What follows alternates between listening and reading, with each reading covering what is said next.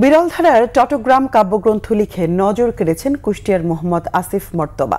একই আদ্যবর্ণের বিভিন্ন শব্দ দিয়ে তিনি লিখেছেন কয়েকটি চট্টগ্রাম কাব্যগ্রন্থ।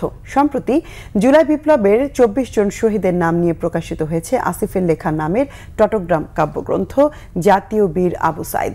আর এটাই বাংলা সাহিত্যের প্রথম নামের চট্টগ্রাম কাব্যগ্রন্থ বলে দাবি তার। আরো জানাচ্ছেন রিয়াজ রনি। পৃথিবী যখন ব্যস্ত নানা রকম কাজে, তিনি তখন ব্যস্ত শব্দ বুননে বর্ণমালার ভাঁজে। যিনি একই বর্ণের শব্দ দিয়ে লিখেছেন মহাকাব্যিক গ্রন্থ, এ যেন শব্দের এক জীবন্ত অভিধান। বর্ণ আর শব্দের খেলায় এক নতুন জাদুকর। দীর্ঘ এক যুগ ধরে বিরল ধারার এ কাব্যচর্চা করে আসছেন মোহাম্মদ আসিফ মর্তবা। পড়ালেখার শেষে পেশা হিসেবে বেছে নিয়েছেন সাংবাদিকতা। রচনা করেছেন বেশ কয়েকটি টটগ্রাম বা অনুপ্রাস গ্রন্থ। টটগ্রাম হলো এমন সাহিত্যকর্ম যার প্রতিটি শব্দ একই বর্ণ বা ধ্বনি দ্বারা শুরু হয়। ইংরেজিতে যা অ্যালিটারেশন নামে পরিচিত, যেমন মহানুভব মীর মুগ্ধের মুগ্ধতাই মোরা মুগ্ধ, মৃত্যুর মিছিলে মুক্তির মশাল মোদের মীর মুগ্ধ। এখানে প্রতিটি শব্দই ম দ্বারা শুরু হয়েছে। এ সাহিত্যের অনবদ্য উপস্থাপনা, ভিন্ন গঠনরীতি ও ছান্দিক শ্রুতি পাঠককে সহজেই আকর্ষণ করে। যারা শহীদ হয়েছেন তাদেরকে নাম উল্লেখ করে উনি প্রত্যেকটা লাইনের শুরুতে ওনাদের নামটা রেখেছেন এবং শেষের দিকেও সেই নামটা রেখেছেন।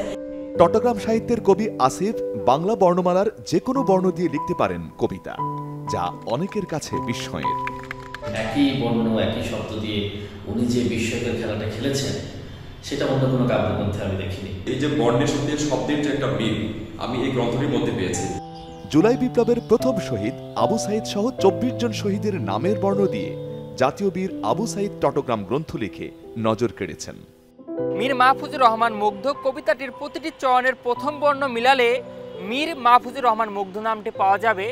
আবার কবিতাটির প্রতিটি চয়নের প্রথম শব্দ একই বর্ণ দ্বারা শুরু হয়েছে। আবার কবিতাটির চয়নের শেষে একটা কাব্যিক ভঙ্গিমা তুলে ধরার চেষ্টা করেছি। মহাপ্রাচীর, হিমাদ্রির, ফেলানির, জাতির, রাগিনীর, এইভাবে একটা কাব্যিক ভঙ্গিমাও ফুটে তোলার চেষ্টা করেছি। গ্রন্থটির প্রত্যেক কবিতার প্রতিটি চরণের প্রথম বর্ণ মেলালে পাওয়া যায় জুলাই বিপ্লবের শহীদদের নাম। কবিতাগুলোতে শহীদদের আত্মত্যাগ ফুটে উঠেছে। শহীদ হওয়ার কারণে তার বাবা, তার মায়ের, তার বোনের, তাদের যে কষ্টের যে আর্তনাদগুলো, সেগুলি তিনি কিন্তু এই ধরনের এই অনুপ্রাসমূলক দৃষ্টিভঙ্গির মাধ্যমেই তুলে এনেছেন। এই বোধটা কিন্তু একটা জাতীয় চেতনার বোধ।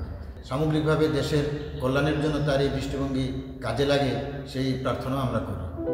আসিফ মর্তবা মনে করেন চট্টগ্রামের মতো ব্যতিক্রম ধারা হতে পারে সাহিত্য চর্চার নতুন অনুপ্রেরণা। রিয়াজ রনি, বাংলা ভিশন, ঢাকা।